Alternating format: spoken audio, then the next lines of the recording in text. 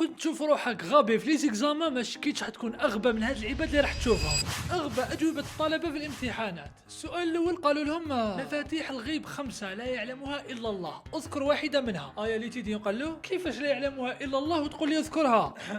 حبيبنا ماشي دائما نروحوا لي زيكزاما بالمكتسبات القبليه، هذه كي تروح لي زيكزاما بالفهمه كيفاش تخلص عليك. اللي يعرف لا ريبونس تاع هذا السؤال يقولها لنا في لي كومونتير. زادوا في هذا الاختبار سقساهم قالوا لهم بين موقف صلاح الدين الايوبي من الصليبيين بعد معركه حطين. ايا ليتيديون هذا وبكل ثقه قال له كان مبسوطا. لا لو زيد داير له نقطة في الثالث يا ودي مهني يا اخو على باليش راني نقول. السؤال الثالث قالوا لهم ما حكم النكاح مع الدليل؟ يا حبيبنا قال له محرم. واش حبيبنا راك حابنا ننقرضوا واقيل؟ والدليل انما المؤمنون اخوة. لا هنا نتحي لك، لا هنا فري تستاهل جائزة نوبل للغباء.